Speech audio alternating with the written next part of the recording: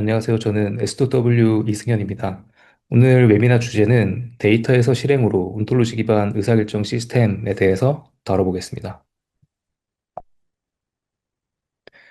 네, 저는 그 S2W의 공동 창립자고요. 현재는 그 SAIP라는 그 저희 신제품 제품 총괄을 맡고 있습니다. 네, 이건 되게 유명한 속담인데요. 그 열 길 물속은 알아도 한 길 사람 속을 모른다라고 하는데 저희가 현재 그 AI를 산업에 쓰면서 많이 드는 생각일 것 같습니다. AI가 이제 의사결정을 할 때 뭐 여러 가지 데이터도 보고 되게 똑똑한 모델 기반으로 정답지도 주고 하는데 실질적으로 이거를 산업에 적용할 때 좀 드는 생각이 이게 숫자는 맞는 것 같은데 진짜 내가 의도한 대로 동작하는 것인가? 아니면 뭔가 더 좋은 안이 있는데 얘가 차선을 선택하는 게 아닌가? 라는 굉장히 많은 의심을 하게 됩니다. 그래서 실질적으로 이제 업무에 되게 크리티컬하지 않은 부분에 대해서는 좀 자신 있게 AI를 활용할 수 있고 이제 두 번, 세 번 확인할 수 있는 경우에는 보통 활용은 하는데 진짜 정말 되게 크리티컬한 시스템, 예를 들면 뭐 미사일을 발사한다던가 굉장히 그 미션 크리티컬한 시스템에는 의 AI가 주는 의사결정에 대해서 두 번, 세 번 고민하는 게 현실인 것 같습니다. 그래서 오늘은 그 AI 기반 의사결정이라는 것에 대해서 좀 다뤄보려고 합니다. 오늘 다룰 내용은 크게 세 파트인데요. 이제 첫 번째는 그 AI랑 의사결정에 대한 이야기입니다. 그래서 실제 AI를 현업에서 도입할 때 현업 수준의 의사결정을 하기 위해서는 어떤 게 필요하고 무슨 문제가 있는지를 좀 이야기를 해보려고 하고요.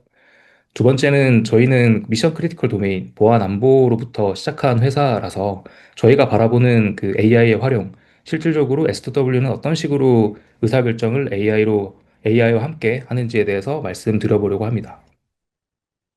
세 번째는 저희가 그 보안에서 습득한 지식, 기술 기반으로 SAIP라는 걸 만들었고, 해당 SAIP가 산업에 적용했을 때 어떤 식으로 보여질 수 있는지 보여드리려고 합니다.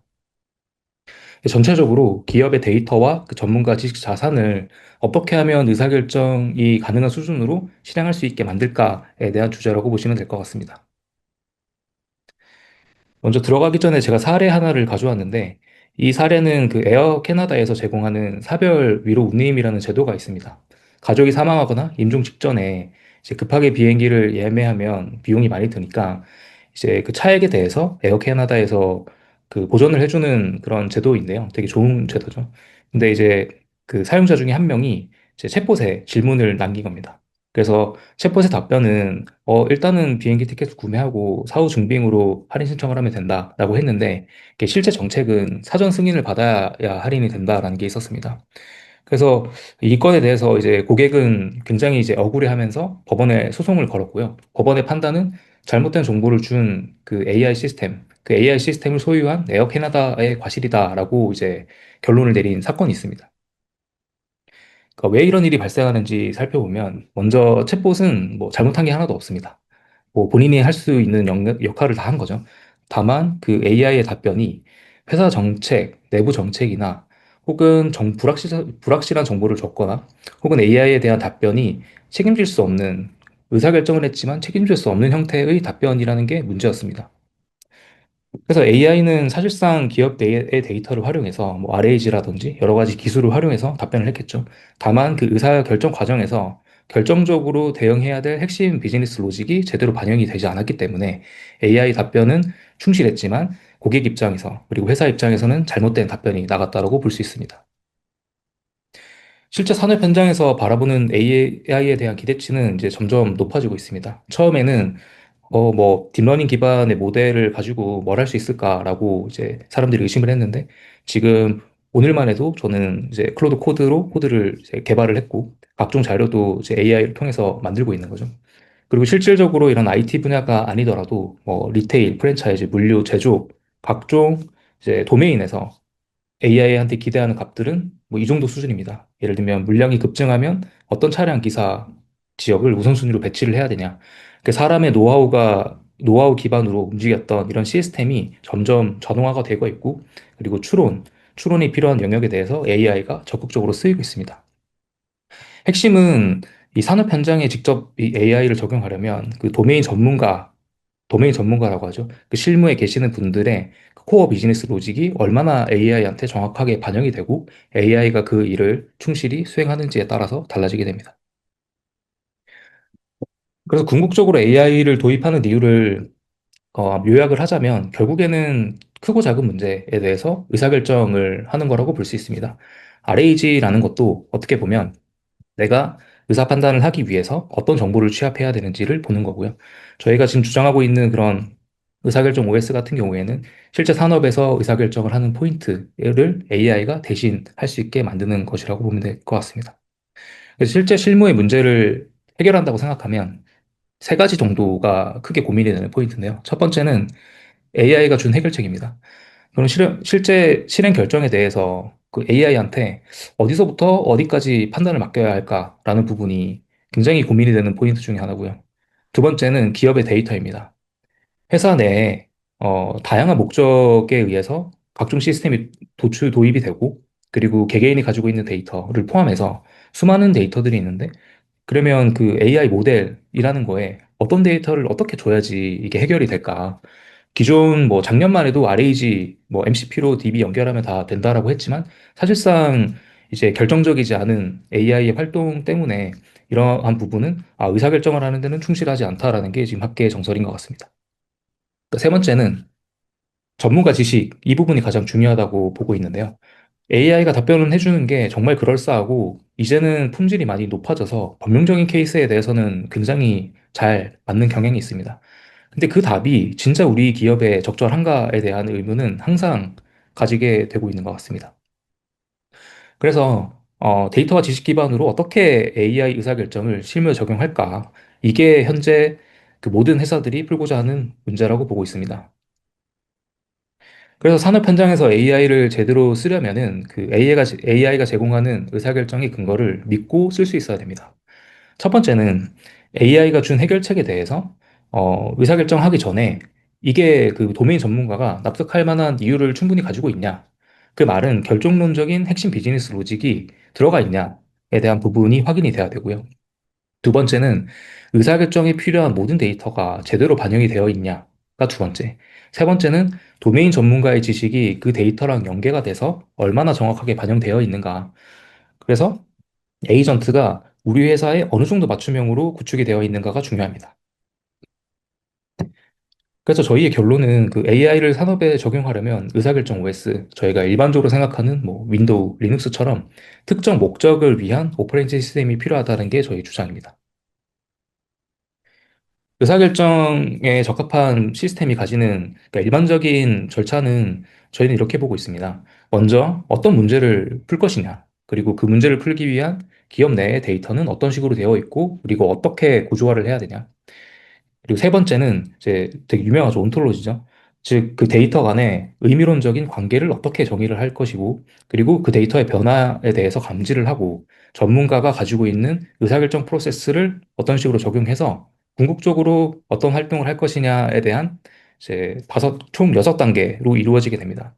결국에는 그 다틴 루프 기반, 그리고 저희가 일반적으로 많이 알고 있는 그 개발 쪽에서 많이 이야기를 하죠. 하네스 엔지니어링. 즉, 이 의사결정 프로세스는 굉장히 제한된, 어떻게 보면 제약이 이제 제어가 되고 있는 공간 안에서 움직여야 된다라고 보고 있습니다. 그래서 데이터 비즈니스 로직은 제어 가능해야 되고요. 그리고 중요한 부분, 뒤에 좀 더 설명드리겠지만 AI한테 추론을 맡겨야 되는 부분이랑 그 아닌 부분, 회사의 핵심 비즈니스 로직인 부분은 철저히 구분을 해서 컨트롤을 해야지 AI를 통해서 명확한 의사결정을 할 수 있습니다. 의사결정 시스템이 가져야 할 네 가지 특징인데요. 첫 번째는 판단 분석에 대한 근거입니다. 어떤 데이터, 어떤 지식에서부터 이 결론이 나왔는지. 두 번째는 상황 변화, 회사의 정책 변화라든지 나의 생각 혹은 전문가 스스로도 이제 학습을 하고 개선을 하다 보니 그런 바뀌는 상황에 대해서 얼마만큼 통제가 가능하냐. 그리고 중요한 것 중에 하나는 실행 가능성입니다.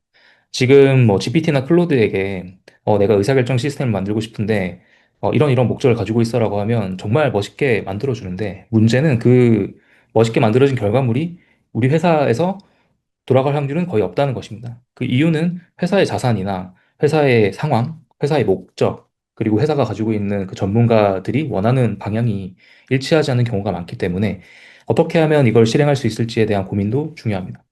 그리고 네 번째는 이거는 뭐 모두가 공감하시는 내용일 텐데요. 그러면 내가 아니더라도 내가 하고 있는 일을 다른 사람한테 다른 사람이 하더라도 같은 품질을 높이려면 어떻게 해야 되는가? 즉, 어떻게 하면 자산을 할 수 있는가? 이 부분이 가장 중요합니다. 의사결정이라는 거는 결국 회사가 하고 있는 업무가 복잡하고 고부가치일수록 굉장히 복잡한 프로세스를 가지고 있기 때문에 한 명이 모든 의사결정을 할 수가 없는 것이죠. 그래서 본인이 하고 있는 의사결정, 타인이 했던 의사결정을 모아서 새로운 또 의사결정을 하는 프로세스를 거쳐가려면 이런 자산화라는 게 굉장히 중요합니다. 그러면 지금부터는 그 SW의 이야기를 좀 해보려고 합니다. 네, 저희 시작은 그 미션 크리티컬한 도메인에서부터 시작을 했는데요. 제 보안, 그 안보 도메인에서부터 출발을 했죠. 그래서 이 보안이라는 게 그 굉장히 그 하나의 작은 도메인 같지만 그 보안 자체가 하나의 세계인 것처럼 굉장히 많은 개념과 굉장히 많은 그 엔터티들이 엮여 있는 그런 도메인입니다.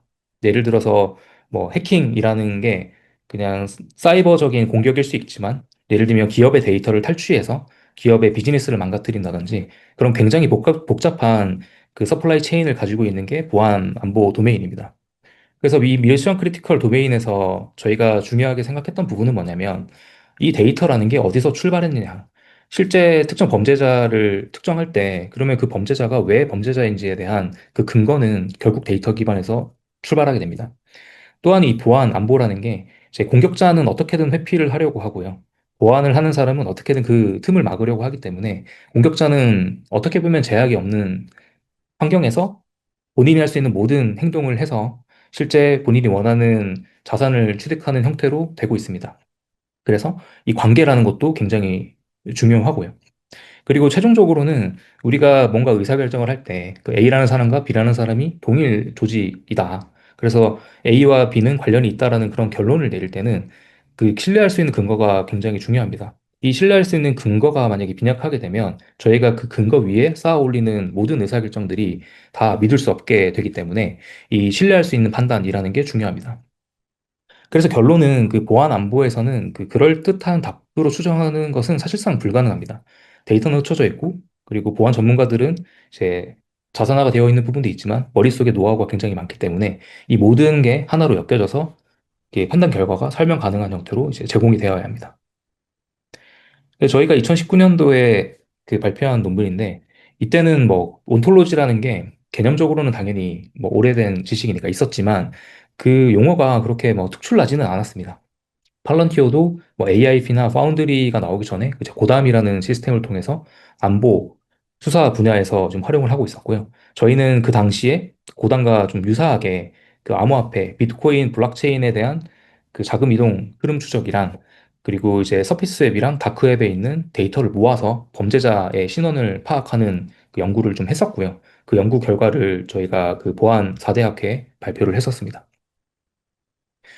그래서 보안을 저희가 좀 경험하면서 크게 이제 두 가지를 느꼈는데요. 그 산업이라는 것도 결국 보안과 동일하고 어떻게 보면 산업은 좀 더 이제 양지의 미션 크리티컬한 시스템으로 판단하고 있습니다.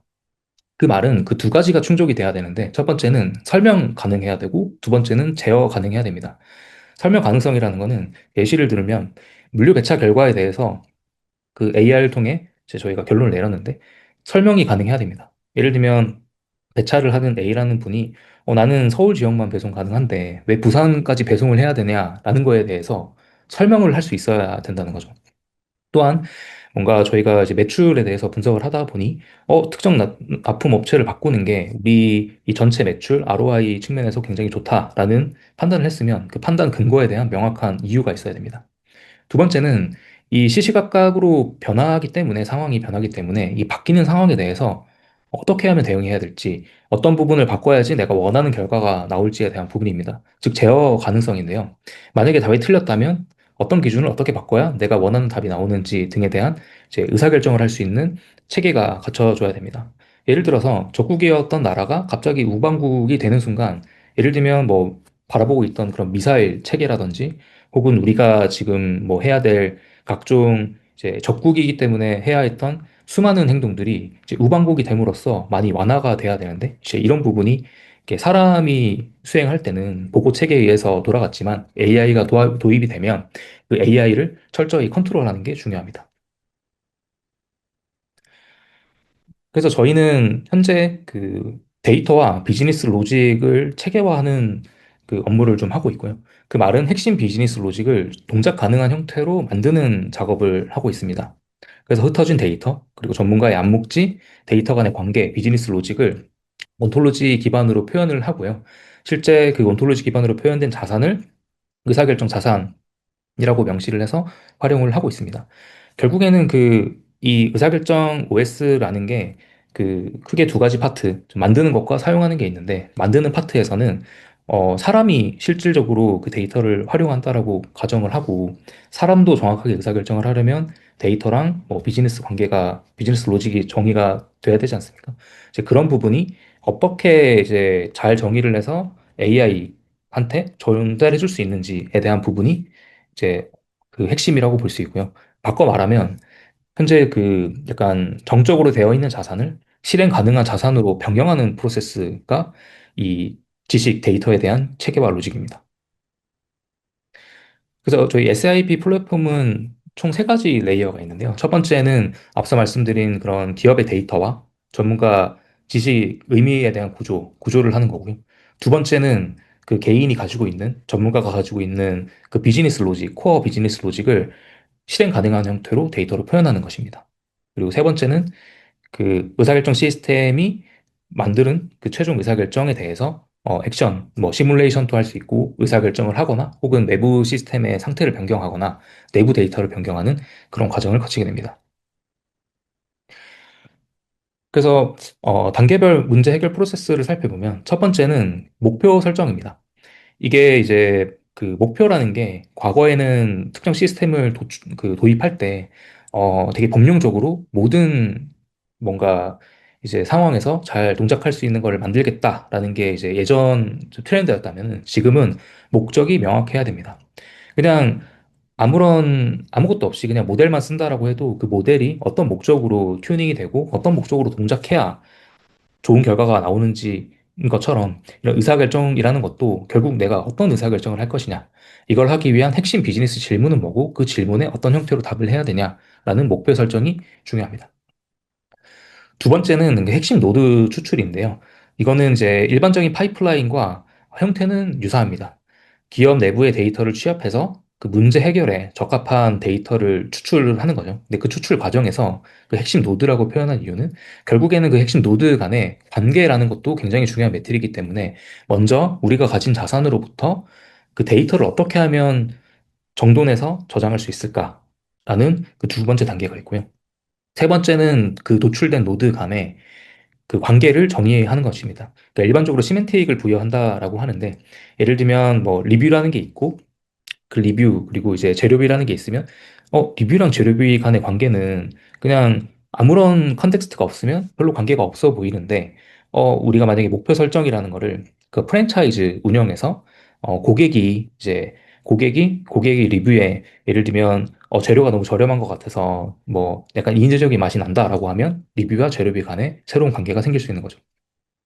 그리고 네 번째는 3단계까지 정의했던 그 데이터, 우리가 가지고 있는 데이터에 대해서 그 비즈니스 로직을 집어넣는 형태입니다. 예를 들면 뭐 여름에 그 콩국수가 잘 팔리니 여름에는 약간 차가운 음식에 대한 비중을 늘려야 된다. 혹은 뭐 김치찌개랑 콩국수는 안 어울린다고 생각했는데 의외로 사람들이 굉장히 많이 그 두 가지를 주문을 하더라라고 하면 새로운 이제 비즈니스 로직이 생기는 거죠. 그래서 그 데이터 기반으로 우리가 제가 구두로 말씀드린 이런 내용들을 다 전문가 지식 자산화, 즉 자산화, 에이전트가 이해할 수 있는 자산 형태로 변화하는 과정이 4번 과정입니다. 최종적으로는 이제 의사 결정인데요. 그 의사 결정이라는 게 뭐 케이스가 다양할 수 있습니다. 실제 자동화된 프로세스로 전문가 지식 기반으로 바로 예를 들면 뭐 발주 물량이 부족하다라고 하면 발주 물량을 바로 이제 신청하는 그런 자동화된 플로우가 될 수도 있고요. 혹은 우리가 업체를 A에서 B로 바꿨을 때 그 우리의 콩국수의 판매량은 어떻게 되는가에 대한 시뮬레이션이 될 수 있습니다. 그리고 저희가 좀 가장 중요하게 생각하는 부분 중에 하나는 이 영역인데요. 사실 이 장표가 그 의사결정 OS 시스템에서는 핵심이라고 보고 있습니다. 먼저 그 결정적이어야 하는 영역과 추론이 필요한 영역이라는 거에 대해서 저희가 AI를 쓸 때 구분을 해야 됩니다. 그래서 아마 어렴풋이 모든 분들이 느끼실 만한 부분이 AI가 왜 할루시네이션이 생기지? 라는 그 생각을 많이 하시는데 결국 그런 할루시네이션 문제나 이 의사결정에 필요한 데이터를 주는 AI에 대한 품질이 만족스럽지 않은 이유는 이 로직입니다. 즉, 내가 원하는 거, 그 기업 특화 비즈니스 로직이라고 하죠. 기업이 가지고 있는 그런 노하우나 내가 꼭 이 부분은 지켰으면 좋겠다라고 하는 영역, 그 영역이 제대로 반영이 되지 않아서 일 확률이 매우 높습니다. 예를 들면 뭐 발주량 계산, 배차가 가능하냐, 불가능하냐에 대한 문제, 각종 SLA를 만족시키는 문제, 즉, 이런 기업 내부에서 꼭 지켜야 되는 항목들은 결정적인 형태로 제공이 돼야 되고 이것은 변하거나 틀리면 안 됩니다. 하지만 이 외적인 영역, 예를 들면 목표 달성을 위해서 우리가 이제 예를 들어서 매출을 100억을 높이자라고 했을 때 그러면 그 100억 매출 목표 달성을 위해서는 그 내부 전문가들이 가지고 있는 굉장히 많은 그 이제 전략과 데이터가 있겠죠. 그럼 그 데이터 중에 어떤 걸 선별해서 내가 의사결정에 써야 되는 거에 대한 이제 추론에 대한 부분 혹은 사람이 비즈니스 로직을 이제 평가할 때는 뭐 메뉴를 짤 때도 마찬가지겠죠. 세네 가지 정도밖에 동시에 생각을 못 하는데 AI는 정말 뭐 100개, 200개 굉장히 많은 비즈니스 로직을 다 전체적으로 보고 문제를 파악하는 거라든지 즉 AI가 도와야 될 영역이랑 핵심 비즈니스 로직은 확실히 분리가 되어야 되고요. 실제 우리가 AI를 쓸 때도 어디까지가 우리가 명시적으로 정의한 로직이고 어디서부터 AI가 추론했는지에 대한 구분이 굉장히 중요합니다.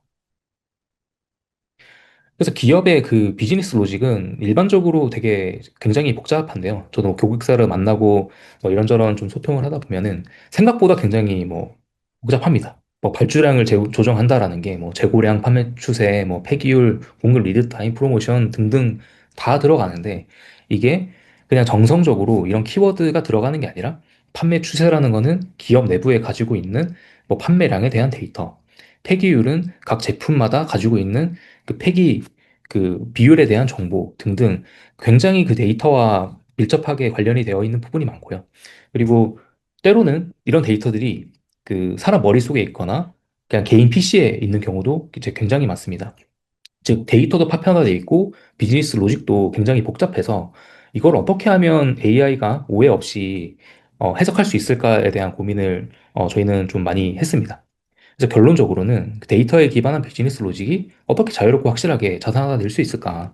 그냥 GPT나 클로드에 채팅 쳐가면서 나는 이런 추가적인 안이 있으니까 고쳐줘라고 해서 그게 될 문제인가에 대한 고민을 많이 했었습니다. 그래서 힌트는 당연히 저희 그 프론티어죠. 저희 프론트인 팔런티어에서 좀 영감을 많이 받았고요. 팔런티어도 이런 이제 전반적인 자산화에 대해서 온톨로지 기반 이제 워크플로우라는 걸 정의해서 하고 있습니다. 물론 이제 팔런티어와의 철학은 같지만 이제 팔런티어와 저희는 그 시스템 자체가 다르기 때문에 이제 구현 방식은 좀 달랐는데요. 철학은 비슷합니다.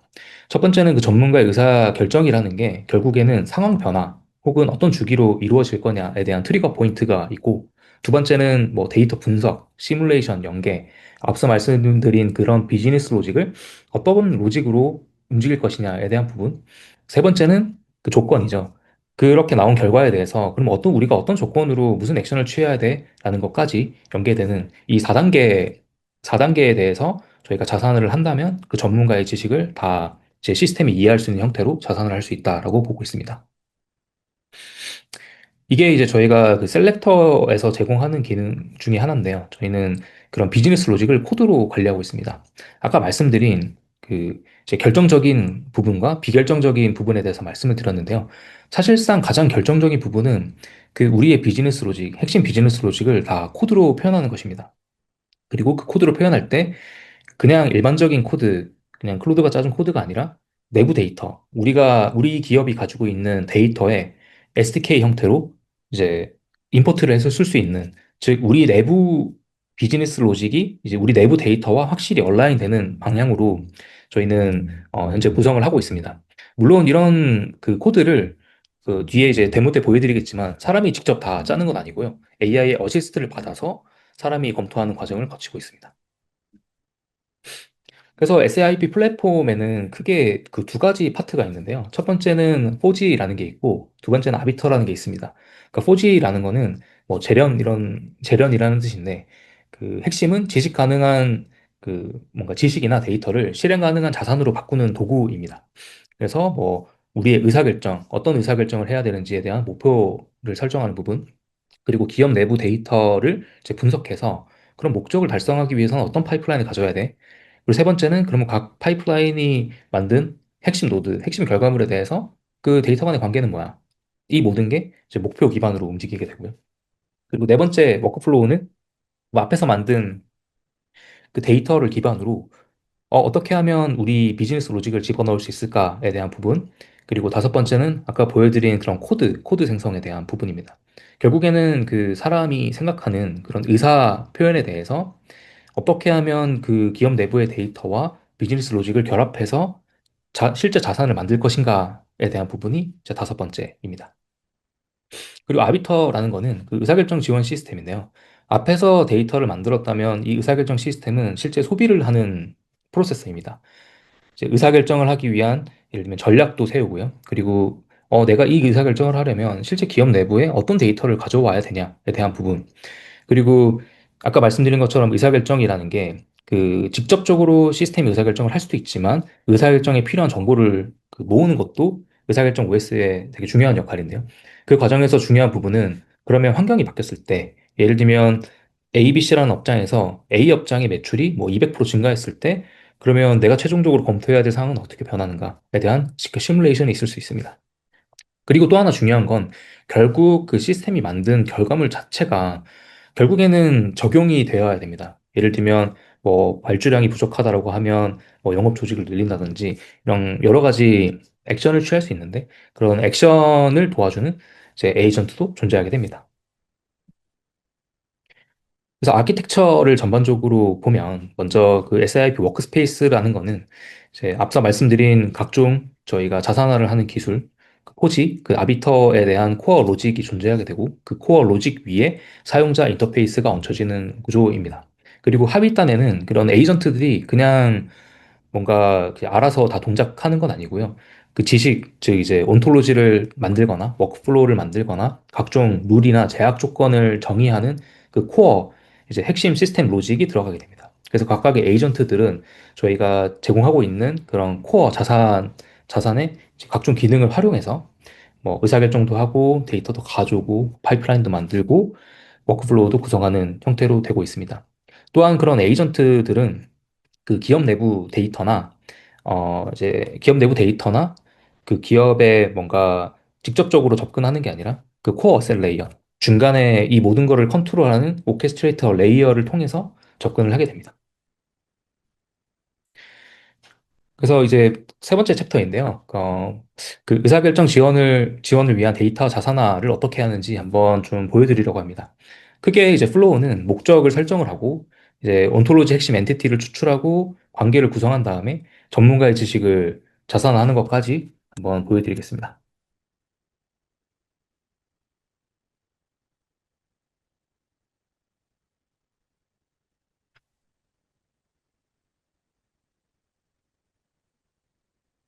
네.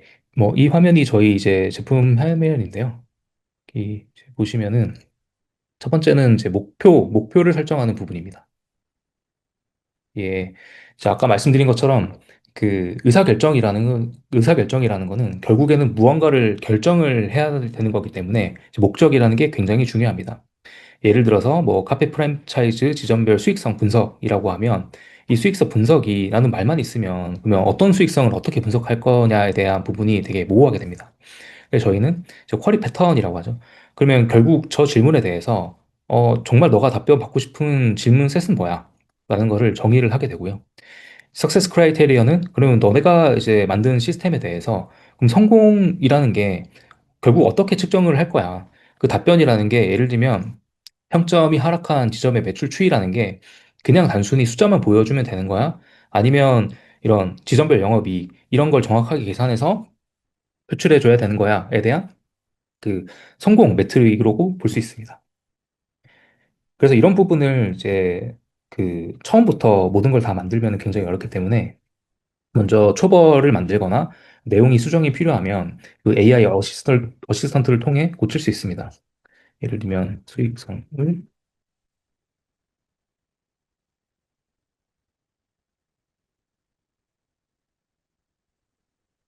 음.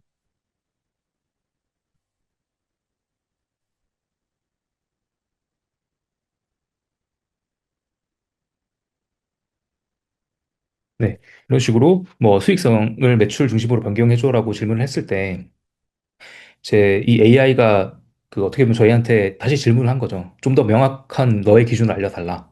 그래서 이게 일부 지표만 바꿀 건지 아니면 전면적으로 바꿀 건지에 대해서 이제 의견을 물어봤고 이제 그 의견에 대해서 이제 저희가 코멘트를 줬을 때 이제 기존 목표랑 이제 쿼리 패턴을 다 이제 어떻게 보면 수정을 해서 이런 부분은 날아가고 이제 매출 중심으로 전체적으로 바뀐 걸 볼 수 있습니다.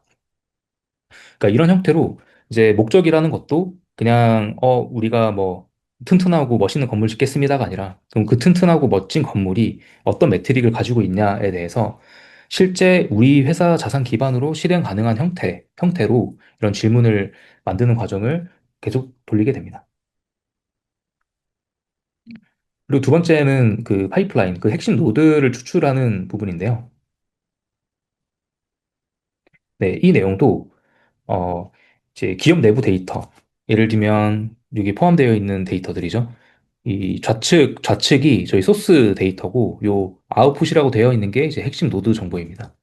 예를 들면 현재 기업이 가지고 있는 데이터는 아까 정의한 그 목적에 맞게 딱 특화돼서 구현이 되어 있지 않기 때문에 이 우리가 이제 목표 달성을 위해서 데이터를 어떤 식으로 이제 컨버팅을 해서 내가 원하는 딱 맞춤형 데이터를 만드는지에 대한 부분이 굉장히 중요합니다.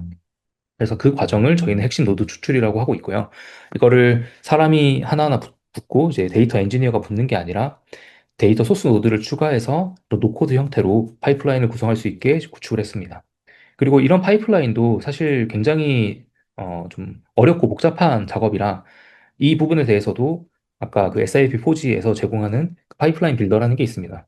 예를 들면 이런 그 지금 이거는 내시로 만든 거라 보시면 그 트랜스폼 노드라는 게 이제 SQL 쿼리 컨버팅인데요. 만약에 이런 쿼리 컨버팅 로직이 개별로 나와져 있으면 뭔가 쿼리 최적화라든지 그 불필요한 파이프라인이 생길 수 있기 때문에 예를 들면 이런 걸 한번 합쳐보겠습니다.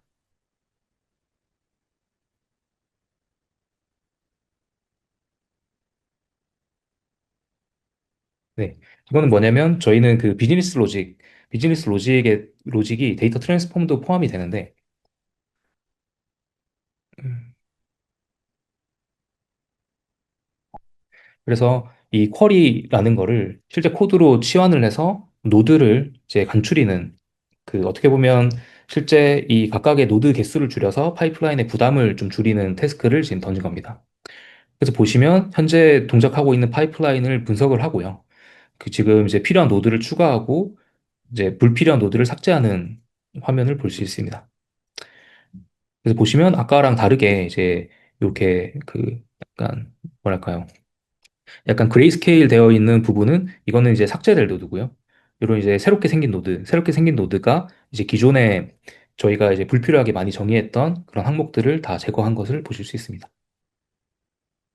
그래서 이런 파이프라인에 대한 작업도 이제 사람이 다 손으로 하는 게 아니라 이 파이프라인을 만들 때 실제 우리가 이 파이프라인은 어떤 목적으로 지금 우리가 만드는 것이냐, 그리고 우리는 어떤 데이터를 최종적으로 만들어야 되냐에 대한 부분을 그 SIP4G라는 게 인지를 해서 현재 가지고 있는 데이터와 이제 결합을 해서 파이프라인을 구성해주는 네, 방식을 채택하고 있습니다. 그리고 그 다음은 이제 시멘틱을 부여하는 건데요. 이 시멘틱이라는 거는 앞에서 만든 여러 가지 그 데이터들, 우리가 그 아웃풋 노드로 만들었던 데이터들에 대한 연관성, 시멘틱을 부여하는 로직입니다. 그래서 이것도 사람이 뭐 하나하나 다 분석할 필요는 없고요. 네.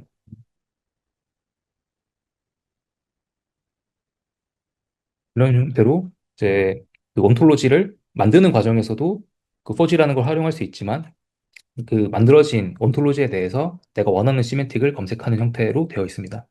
보면 브랜치스 마스터. 네, 이 브랜치스 마스터라는 게 이 복잡한 그 온톨로지 로직에서 가장 중요한 노드로 지금 내는 평가를 한 것 같고요. 한번 좀 찾아보면 여기 있네요. 네. 그냥 눈으로 봐도 이 노드 엣지, 그 각 노드 간의 릴레이션이 가장 많은 이 브랜치 마스터라는 게 중심 노드로 저희가 볼 수 있습니다. 그래서 이제 이런 그 중심 노드라는 게 결국에는 그 프랜차이즈 지점별 수익성 분석 목표에 맞춤형으로 이렇게 나온 거기 때문에 기업 내부의 데이터를 그냥 왕창 집어넣고 중심 노드가 무엇이냐라고 하면 찾을 수 없거든요. 그래서 이런 온톨로지, 시메트를 부여하는 것도 목적 기반으로 반영이 되어야 됩니다. 그리고 이 부분은 이제 전문가의 지식을 반영하는 부분인데요.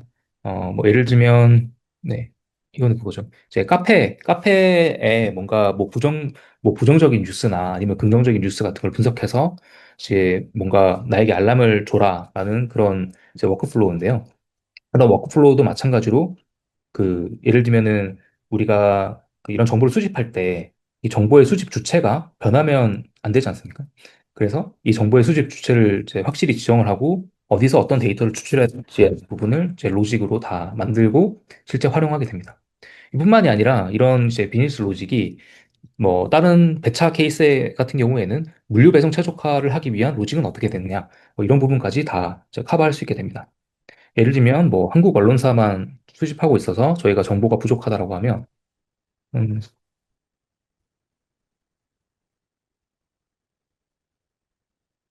네. 이런 식으로 저희가 코멘트를 후보지에게 넘기면 음,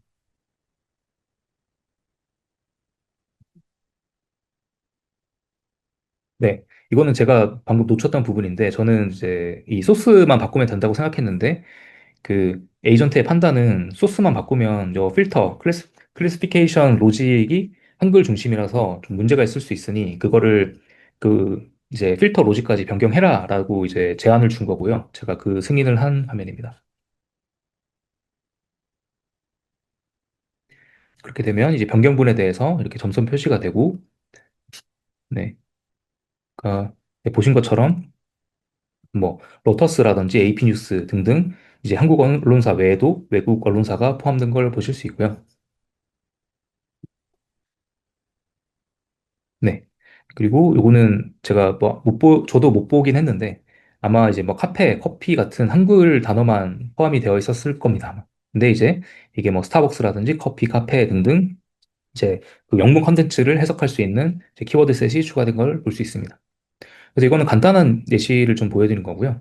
결국에는 그 최적화라는 게 그냥 AI한테 던져서 알아서 해줘라는 게 아니라 뭐 각종 그 최적화 알고리즘이 굉장히 많지 않습니까? 그런 최적화 알고리즘을 실제 코드 레벨로 돌릴 수 있게끔 이제 구성이 되어 있습니다.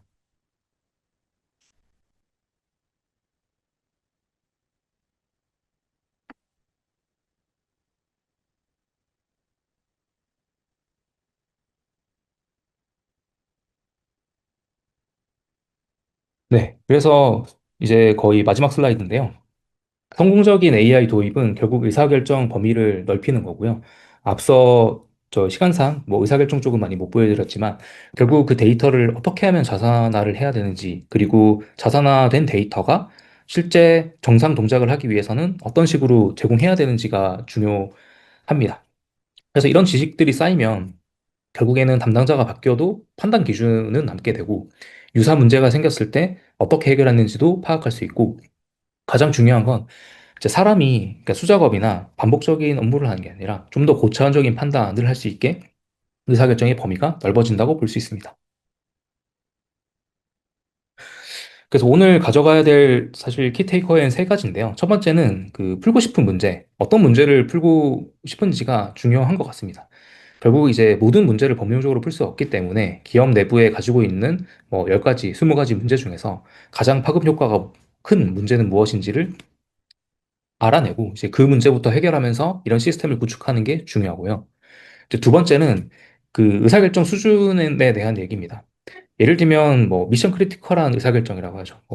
팔런티어가 전쟁에 참여할 때 뭐 미사일을 쏴야 되냐 말아야 되냐 이런 의사결정은 만약에 실패했을 때 굉장히 큰 문제가 생길 수 있기 때문에 고도화된 의사결정 그리고 승인 체계 검수하는 방법이 필요합니다. 근데 그게 아니라 그냥 업무에 내가 참고할 만한 문서를 찾을 때는 그 정도 수준이 필요 없는 거죠. 그래서 무조건적으로 가장 그 고도의 의사결정을 하기 위한 시스템을 구축하는 게 아니라 실제 풀고 싶은 문제가 어느 수준의 의사결정이 필요한가, 그리고 기업에서는 어떤 수준으로 의사결정을 AI를 통해서 할 것인가에 대한 부분을 검토하는 것이 중요합니다. 그리고 이거는 다시 한번 강조해도 좀 지나치지 않을 내용인데 설명 가능성과 제어 가능성입니다. 그 AI에 대한 답변, 어디까지 내가 확실히 개런티 할 수 있고, 어디서부터는 추론의 영역이라 내 생각과 달라도 다시 피드백을 주고 고칠지, 그리고 어디까지는 내가 피할 수 없이 우리 비즈니스 로직에 맞춰서 동작해야 될지에 대한 부분, 그 고민이 중요합니다. 네, 그래서 오늘 전달 드릴 내용은 여기까지고요.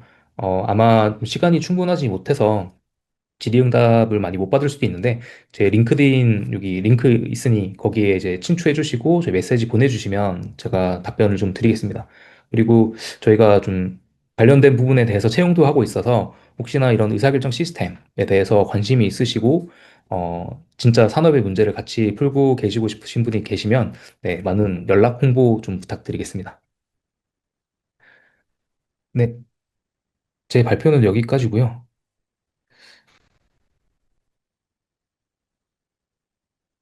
질문 있으시면 네, 질문 부탁드립니다.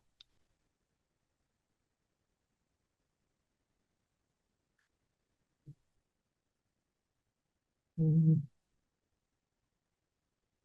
네, 하나 들어온 것 중에 그 실제 사례와 그 뭔가 온톨로지 시스템, 의사결정 시스템을 도입했을 때 고객들이 어떻게 느끼냐에 대해서 질문해 주신 게 있는데 이거는 좀 케이스마다 좀 굉장히 다른 것 같습니다. 제가 이 테이크어웨이 세 가지를 말씀드린 부분도 결국 어떤 문제를 풀고 싶은가인데요. 그 방향성이 크게 두 개였던 것 같습니다. 일단 그 의사결정, 그 C레벨에서 사실 하라고 해서 하는 그 분들도 계시고요. 혹은 실무단에서 나는 더 이상 이런 반복적인 업무도 안 하고 싶고, 그리고 지금 뭔가 최종 결정을 내리기 위해서 각 팀 간에 커뮤니케이션이 너무나 많다. 그래서 이런 커뮤니케이션을 어떻게 하면 줄일 수 있는지에 대한 그 안을 좀 달라라고 하신 분들도 있습니다. 그래서 후자 같은 경우에는 사실 그 데이터 사일로에 대한 문제도 있고요. 그리고 각 팀마다 가지고 있는 그 뭔가 비즈니스의 목표라고 하죠. 그런 비즈니스의 목표가 달라서 이제 특정 의사결정을 했을 때는 A라는 팀은 뭔가 이제 플러스가 되는 경우고 이제 B라는 팀은 마이너스가 되는 그런 건들이 좀 있어서 이제 그런 부분에 있어서 이제 비즈니스 로직을 어떻게 풀어서 집어넣냐에 대한 부분이 되게 중요했던 것 같고요. 그런 코멘트를 좀 드렸던 것 같습니다. 음, 네. 그리고 그 팔런티어랑 뭐 비슷하다고 했는데 팔런티어랑 이제 공통점은 뭐고 차이점은 뭔지에 대해서 좀 물어보셨는데요. 일단 공통점은 그 컨셉은 그 컨셉과 그 시스템의 전반적인 그 뭐랄까요 그 목적성 그 어떤 의사결정을 할 것인가에 대한 타겟은 좀 유사합니다. 예를 들면 저희가 생각하는 그 산업에 이 시스템을 적용했을 때 가장 좀 중요한 점은 그 비즈니스 로직은 틀리지 말아야 한다. 이거는 다른 게 아니라 틀린 거다라고 판단하고 그 정확하게 적용하는 거를 목표로 하고 있는데 팔란티어도 그 대규모 미션 크리티컬한 시스템을 다루면서 이제 고나무에서부터 출발했죠.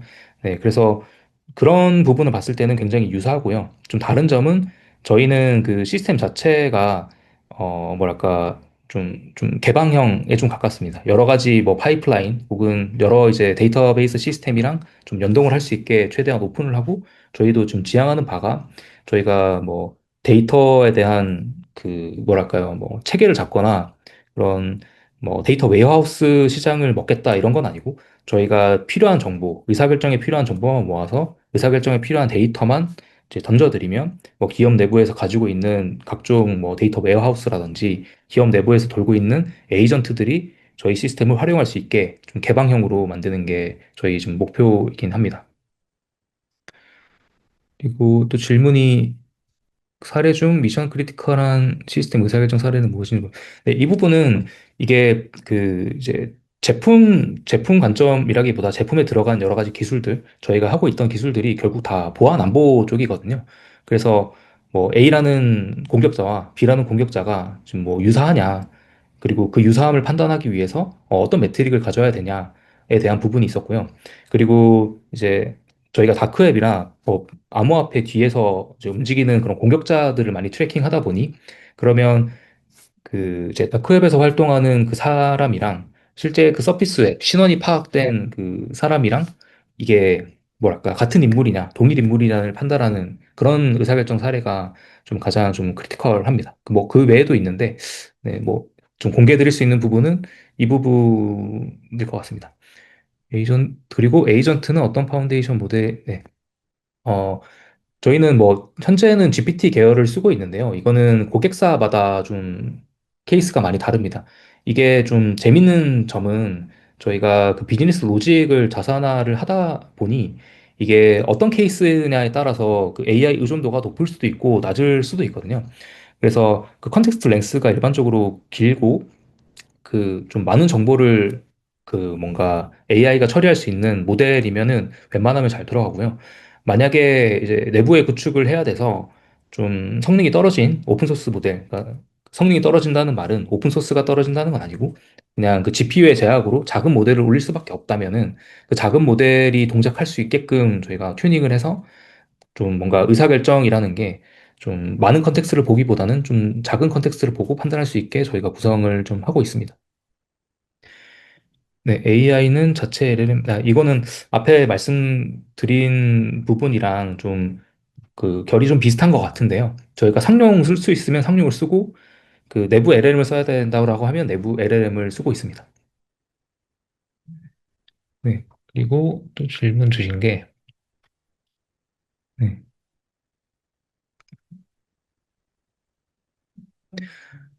네, 이거는 굉장히 좋은 질문이고 저희도 항상 고민하고 있는데 그 질문이 온톨로지라는 게 구현이 잘 되려면 그 정규화 그리고 그러니까 신호들에 대한 정규화 표준화가 잘 돼야 된다고 생각하신 거고 네, 저희도 마찬가지로 생각하고 있습니다.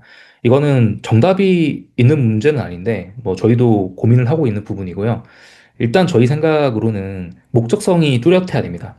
이게 목적성이 불분명하면 그 같은 데이터라도 굉장히 다르게 해석이 될 수 있거든요. 그래서 그 온톨로지라는 거를 저희가 하나의 셋으로 만들 때는 그 주제 단위로 많이 하고 있습니다.